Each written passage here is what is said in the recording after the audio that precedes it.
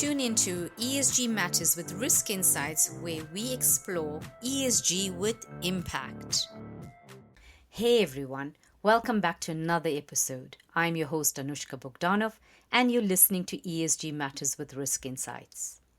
Before I begin, thank you for your continued support towards the podcast. Your comments and shares help enhance and expand on critical conversations.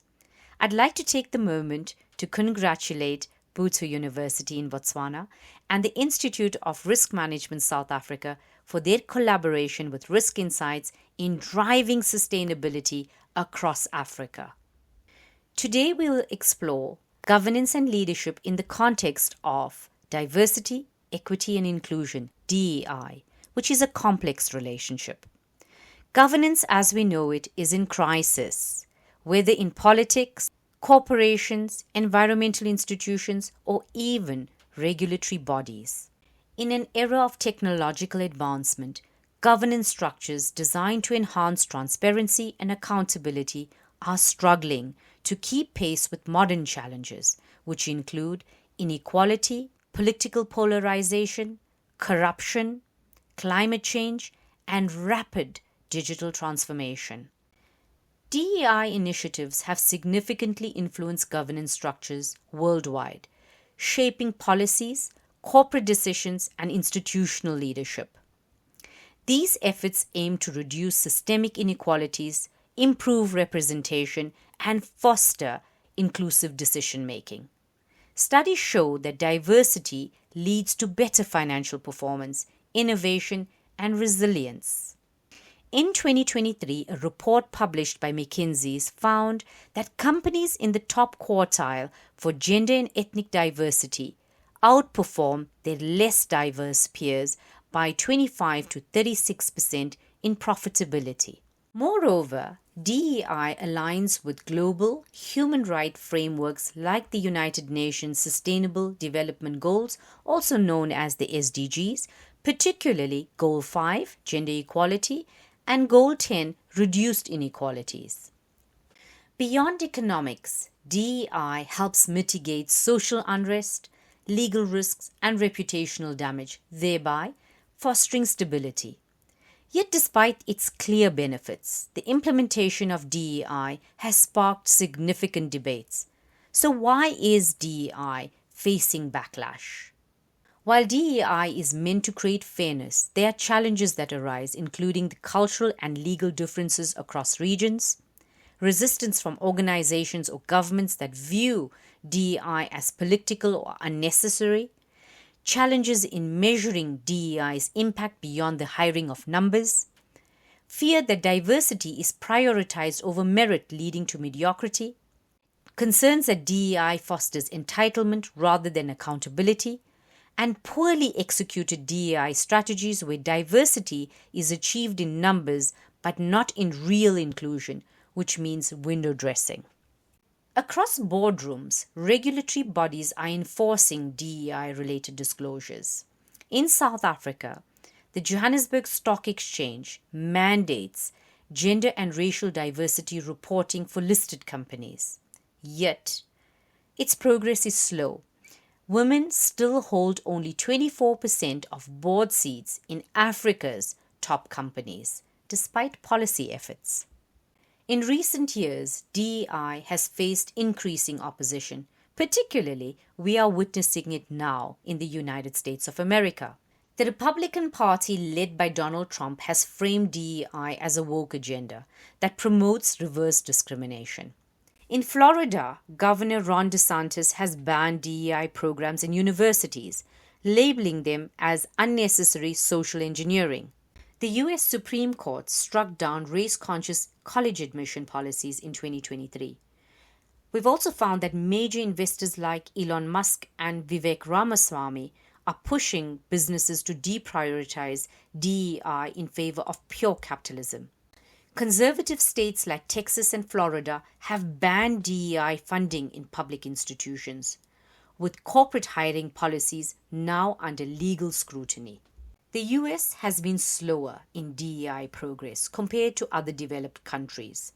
For example, slavery was abolished in the UK in 1838, while the USA only abolished slavery in 1865, almost 27 years later.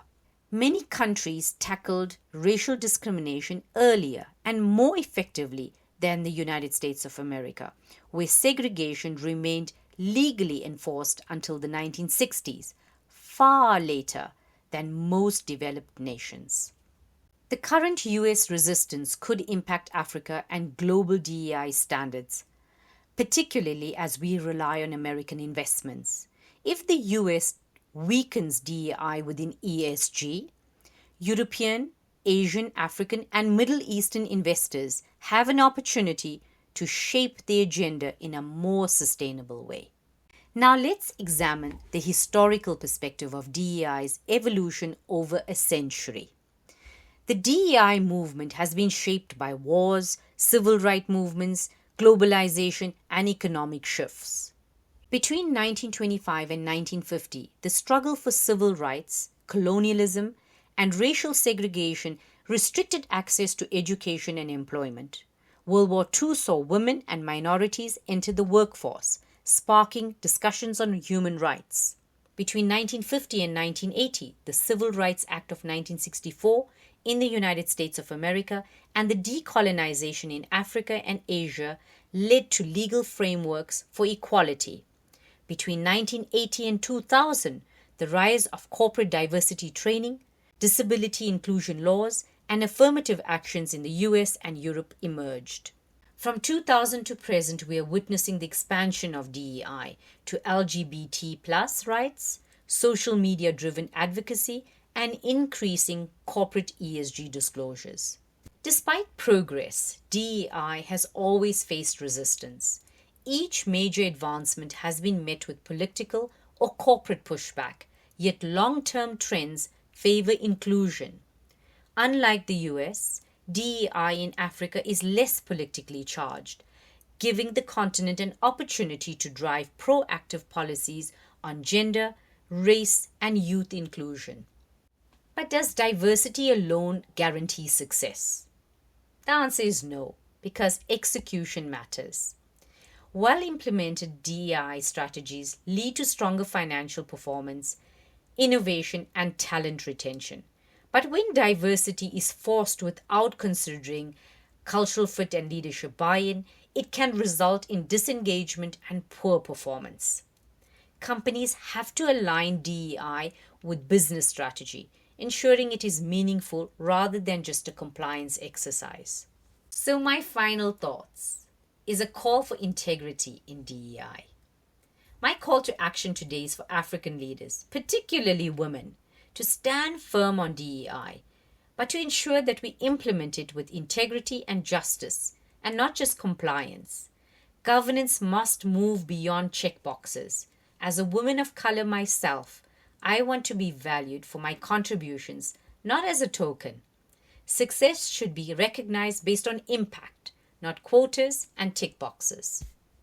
An inclusive world drives innovation and progress and excellence.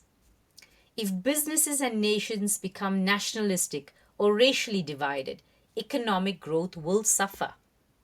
Join me in 2 weeks where I will explore DEI and governance a bit further with insights from historian Ian Morris's book, Why the West Rules for Now.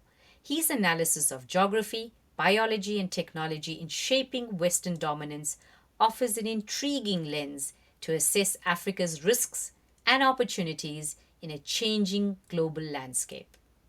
Let me end with President Ramaphosa's note. In the world we inhabit today, the pursuit of equality and the practice of solidarity cannot be separated from sustainable development. Thank you for joining me today. Don't forget to give this episode a like and share it with your peers. I'm Anushka Bogdanov. Ciao for now.